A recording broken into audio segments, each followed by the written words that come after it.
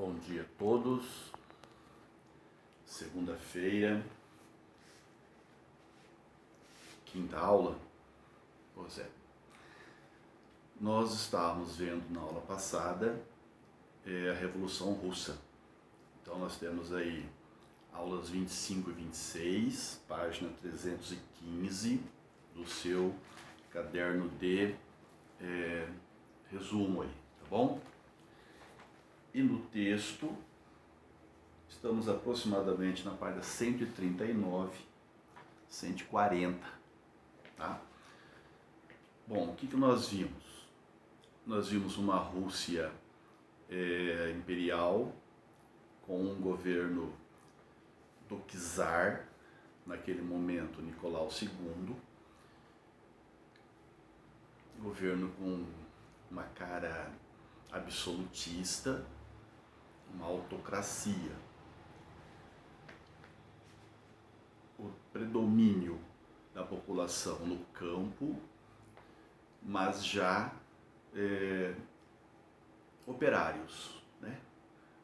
Poucos, mais barulhentos, exigentes. Eles estão, sobretudo, em São Petersburgo e Moscou. A economia também é rural, latifundiários, também temos a igreja e uma elite, todas aí apoiando em torno do czar. Nós vimos um grande problema na Rússia quando ela perde a guerra para o Japão, em 1905. A revolta que vem a partir daí, Domingo Sangrento ou Domingo Vermelho, a criação da Duma, que é o parlamento, que não é deliberativo, é consultivo. O Partido Social Operário Democrata, Social-Democrata Operário Russo, que vai se dividir em duas tendências, os mencheviques, que falam em socialismo, obviamente, mas querem uma passagem de revolução burguesa, fortalecimento disso, para chegar até o socialismo. E os bolcheviques, que querem valorizar os sovietes, enquanto os mencheviques valorizam a Duma. Uma aliança com os operários, camponeses e soldados, enquanto os mencheviques uma aliança com a burguesia. E a Revolução Socialista de imediato, tá bom? Tivemos em fevereiro a primeira parte da Revolução, menchevique, que não tirou a Rússia da guerra. E a segunda parte da Revolução, que é a Revolução de Outubro de 1917. Bom, paramos aí, falamos um pouco sobre a chegada de Leon Trotsky, falamos também de Lenin. Então Lenin vem, ele tinha saído da Rússia depois dos movimentos de 1905. Ele volta com as teses de Abril, Paz, Terra e Pão, também já explicamos isso, e a ideia, ou o slogan, né? Todo o poder aos sovietes, e não à Duma. A partir daí, seguindo o esquema que nós temos, não mandei um esquema alternativo aí para vocês, porque esse aqui acho que está muito interessante. O Lenin vai tirar, né, a Rússia da guerra. Para o Lenin, o imperialismo era a última fase do capitalismo, então não teria como ter sentido o país que está se tornando socialista participar da guerra. Ele já havia criticado muito os partidos de tendência ou de teoria socialista apoiarem o conflito. Bom, feito tudo isso, a Rússia está na guerra, ela está agora na guerra, Primeira Guerra Mundial. Tem a Revolução e agora, na continuação disso, uma guerra civil. Então não é fácil. A Guerra Civil vai colocar de um lado o Exército Branco e do outro lado o Exército Vermelho. O Exército Branco é aquele que está em oposição à Revolução. Então a burguesia, a aristocracia e inclusive alguns daqueles soldados que lutaram lá na guerra do lado dos Estados Unidos, da Inglaterra, França, da Entente. Eles vão aqui também enfrentar, se unir ao Exército Branco. E do outro lado o Exército Vermelho, que vem daquela Guarda Vermelha organizada pelo Trotsky, que agora vai ser o comissário, né, da guerra aqui. A Rússia, o governo russo vai ser formado pelos comissários do povo, e o principal deles vai ser o próprio Lenin. Por incrível que pareça, então, teve essa guerra. Durante esse período, a Rússia vai criar o que ele chama de comunismo de guerra. É como se pegasse toda a produção, o Estado, e ele vai distribuir isso a partir, né, óbvio, do Exército Vermelho para a população. E por incrível que pareça, o Exército Vermelho ganha o conflito. Então, sim, essa guerra civil, eu não sei se aparece onde bem que ela aparece aqui no texto, né? Mas na parte da direita aí, item 2, segunda bolinha já está falando isso daí, tá? O governo do Lenin vai de 1917 a 1924. Então, quando finalmente acaba a Guerra Civil, que vai de 1918 até 1920, é que vamos dizer que ele vai de fato governar, colocar em prática. Porém, numa Rússia arrasada, né, destruída por esses conflitos todos. Então a primeira ação do Lenin nessa forma de governo é criar um plano chamado NEP, a Nova Política Econômica. E nesse plano, você vai perceber que tem a busca do socialismo, mas ainda tem alguns ingredientes do capitalismo. Observe aqui na terceira bolinha aí da página 315, da direita aí, ele coloca assim: abrir caminho para a implantação do socialismo. Estimulavam-se os lucros privados como forma de promover o crescimento da produção. Então, de alguma forma, na NEP, você tem uma economia de mercado, livre iniciativa e uma valorização da propriedade, sobretudo da pequena propriedade. Lenin vai dizer assim: calma, não estamos voltando ao capitalismo ou valorizando isso. Nós estamos dando um passo atrás para conseguir dar 2 passos à frente. Deu certo? Não deu certo? Bom, o problema é que Lenin ficou doente, né? Ele teve um derrame em 1922, se eu não estou enganado. Ele tem um derrame e isso vai prejudicar muito, óbvio, né, a sua atuação, e logo o Lenin morre. E aí ficou um problema. Quer dizer, a morte do Lenin, que era o personagem principal, é o povo, mas ele era o grande líder. Lenin achava que o povo precisava de um partido, né, que motivasse, dirigisse a luta, e ele estava na liderança disso aí. Quando ele morre, então, fica uma disputa desses membros dos comissários do povo. Quem é que vai governar? Então nós temos aí 2 personagens que vão disputar esse poder. De um lado, o Leon Trotsky, o chefe aí, o comissário ligado ao Exército Vermelho. E do outro lado, Joseph Stalin, que era o líder principal do Partido Comunista, secretário-geral do Partido Comunista. Por que não se uniram?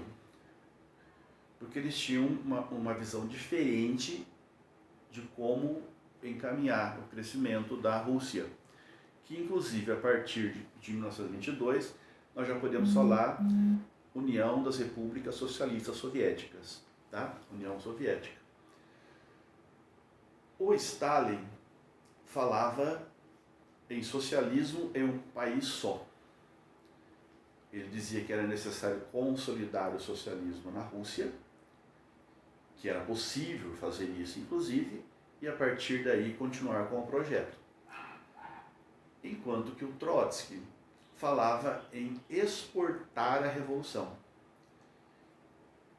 Para ele, não era possível a Rússia sozinha conseguir isso, criar o socialismo. Era necessário internacionalizar. No nosso texto aparece assim, o Trotsky falando em revolução mundial permanente e o Stalin em revolução num país só. Dentro desse conflito, dessa disputa, o Stalin vai sair o vitorioso. O Trotsky vai continuar fazendo uma oposição. O governo do Stalin, ele tem, no plano econômico, bastante sucesso, vamos dizer assim. Ele vai estatizar a terra, vai fazer um plano de industrialização. A Rússia vai governar nos famosos planos quinquenais. Então a grande diferença aí da economia capitalista para a economia socialista aqui russa é que no capitalismo nós tínhamos lá, na maior parte, né, o liberalismo, a lei do mercado, aquela coisa toda. Enquanto que no socialismo a economia ela é estatizada, há uma planificação da economia. E na Rússia, então o Estado determina, obviamente, a partir da realidade, o que é que se pode ou não fazer, se deve ou não fazer. E esses planos primeiros lá na União Soviética vão ser chamados de planos quinquenais. Entre esses planos tem a coletivização da terra, que vai ser feita com muita resistência, está na última parte do seu esquema aí, na parte 315 ainda. Está lá, coletivização da terra. Uma resistência muito grande do camponês, porque na primeira parte, ainda no governo Lenin, houve a valorização da propriedade dessa terra que ele conquistou, pequena propriedade. Agora ele vai ter que coletivizar, então isso foi feito também com muita opressão, né? Foi feito ali na marra. E também aparece aí abolida a pequena propriedade, que ele também, no fim do plano anterior, ele tinha conquistado. Quer dizer, ele tinha feito a reforma agrária, conquistado essa terra e agora vai ser coletivizado. Então isso teve muita resistência, mas o Stalin, mão de ferro, hein, conseguiu implantar isso tudo. E, obviamente, fez uma intensa industrialização. O país ganhou um espaço internacional gigantesco. Primeiro, óbvio, se tornou socialista ou comunista.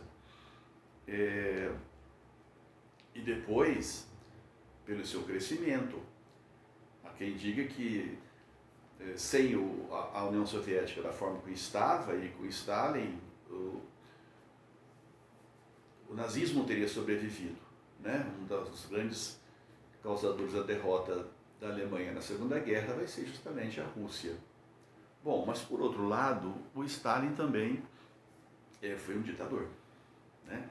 Ele vai justificar essa ditadura naquela teoria lá de que o socialismo é uma ditadura do proletariado até se conseguiu chegar ao comunismo. Mas a ditadura do proletariado não foi bem o que aconteceu na Rússia. Criou-se ali uma burocratização.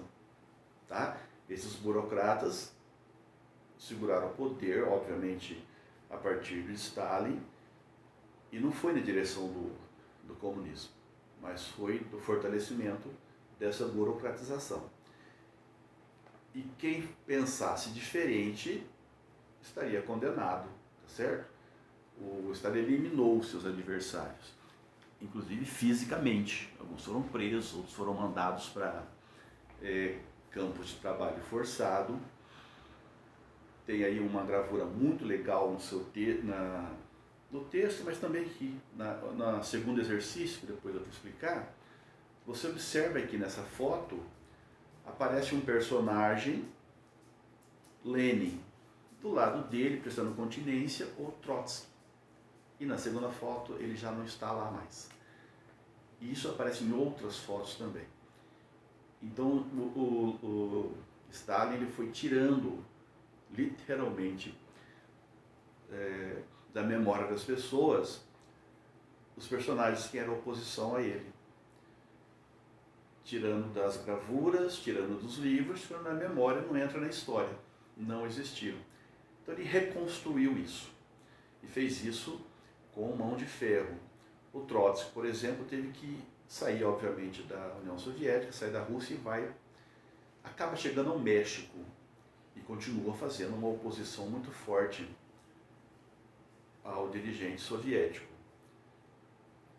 O Stalin manda, né, um espião, ele chega lá, consegue encontrar onde é que está o Trotsky, consegue se fazer de um admirador, vamos dizer assim. Tem uma relação, aproxima-se, né, do Trotsky, e no momento ele dá uma picaretada, ele mata o Trotsky lá no México. Então imagina a oposição interna, o que não passou ali. Tá? Usou muito bem a propaganda e criou aquela propaganda dele mesmo, né? Não só do sistema, mas na figura dele. Stalingrado, a pessoa do Stalin.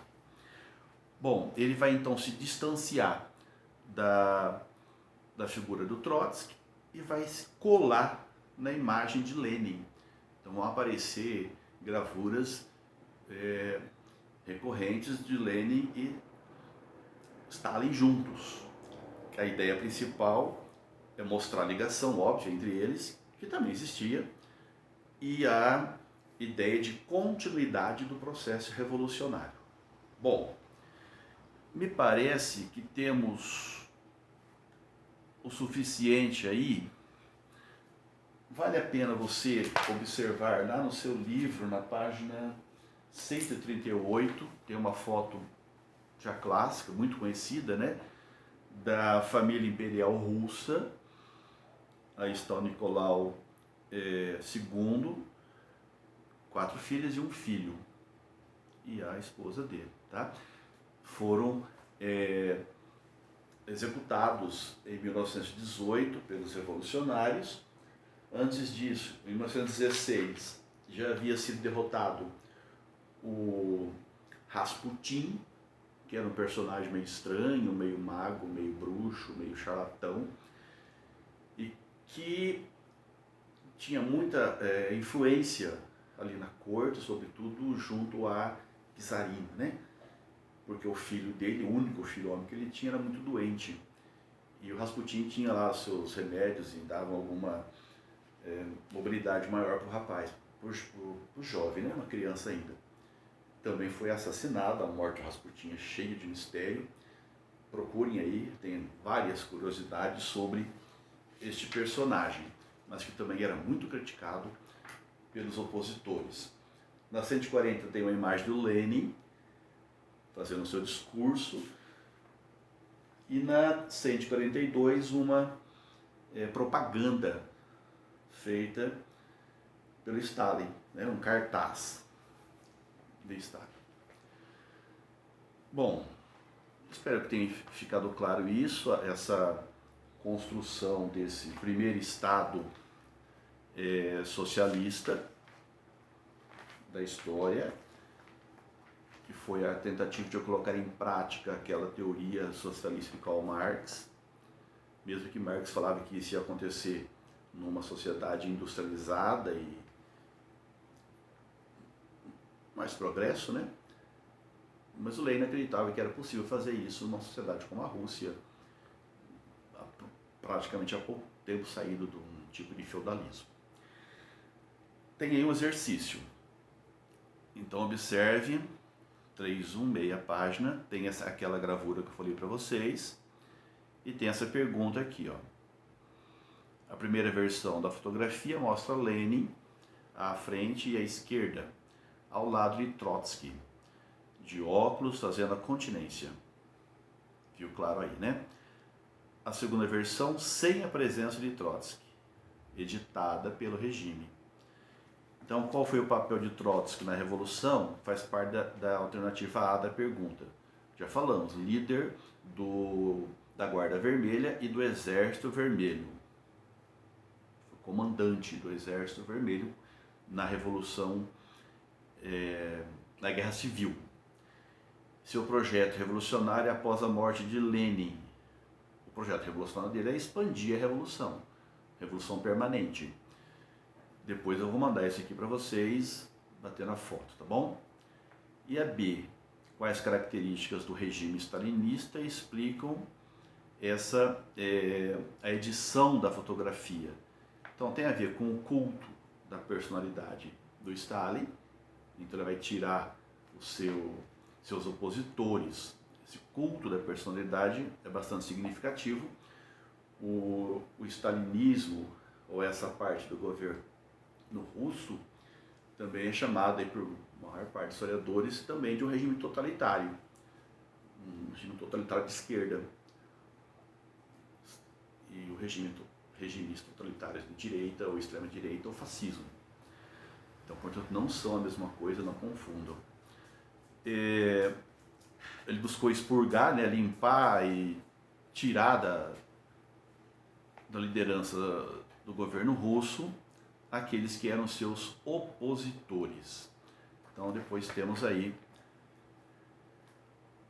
Então, bom dia, boa semana e até a próxima.